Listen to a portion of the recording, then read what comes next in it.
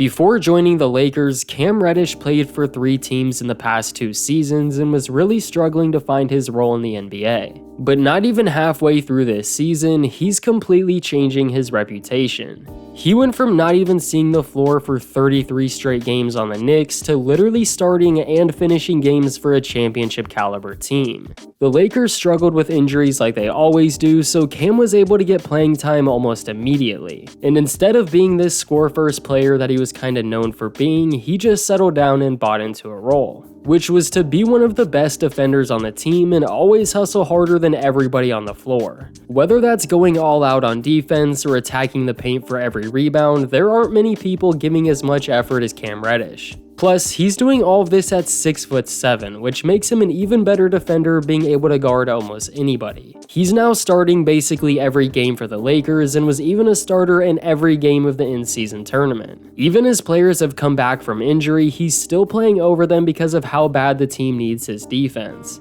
And you gotta think, this is his first time getting reliable minutes on a team that's actually competing for something. The Hawks went to the Eastern Conference Finals in his second year, but he was hurt all season and only played in 4 games during that playoff run, which all came in the conference finals against the Bucks, and to be honest, he actually played pretty well. In just 23 minutes a game, he was averaging 13 points, 3.5 rebounds, and almost 2 assists, all while shooting 53% from the field and 64% from 3 on 3.5 attempts a game. Not only were his numbers good, but he was also very efficient. And now that he's getting meaningful minutes on a team that can win it all, he's really taking advantage of it. If you just look at box scores, which most basketball fans do, then you really have no idea how impactful Cam Reddish has been. He's in every passing lane, he runs the floor well, he goes for every rebound, and is guarding one of the opposing team's best players at all times. He's completely embraced the role of Jared Vanderbilt. The Lakers over the past few years have had such inconsistent defense, and to make it even worse, whenever they actually get players that can fix that, they trade them away or don't re-sign them for whatever reason. So guys like Cam and Vanderbilt are here really trying to fix that problem. They don't care about their stat line at all. They don't care about how many points they have, how good they shot, or anything. The only thing that matters to them is winning and losing. They aren't the only Lakers that think like that, but Cam has completely adopted that role. He's literally pulling up to these games in all black Air Forces. He's there to hoop or fight, and he's fine with either one.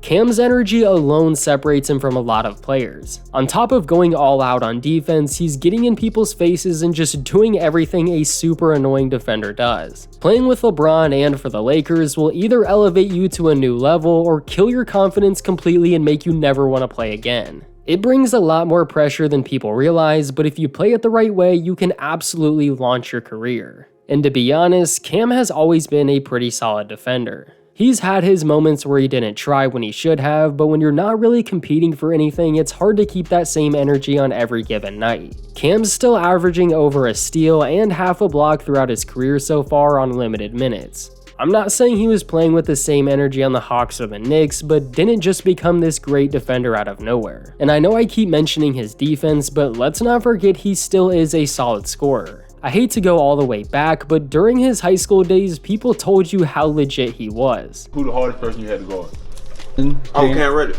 I told you, everybody gonna say. Even the people around Anthony Edwards were saying Cam Reddish was incredibly difficult to guard. So the fact that he's now becoming known for his defense kinda shows off his work ethic. And again, that scoring ability is still there. Now he just has to put the whole package together. On the Lakers, he doesn't really need to score or create his own shot like he has on other teams. Now he's mostly patient with his shot selection and lets the game come to him. Since becoming a full-time starter, he's been averaging about 9 points, 3 rebounds, and over a steal and a half a game. And in those games, their record has been well over 500. Although them turning into garbage after winning the in-season tournament isn't helping that stat. He might not be averaging the best numbers of his career, but he's playing winning basketball, and when you have a team with superstar players, that's all he has to focus on. He has one of the best plus-minus ratios on the entire team, which is even more impressive because he's mainly a defensive player. And it's not like this is his first time buying into a role either. Even when he played for that Duke team that was more popular than a lot of NBA teams, he had a different role than he was anticipating. Cam averaged 13.5 points during that year, which isn't bad at all for a college freshman. But when you compare him to Zion and RJ Barrett, who are both averaging over 22 points a game, it doesn't look as cool. They were both drafted in the top 3, while Cam was selected at the 10th pick. It wasn't like he fell that much further than them, but he still really wasn't considered in the same category. But now that he's in the same type of situation with 2 incredible players on his team, he's now finding a way to stay on the court.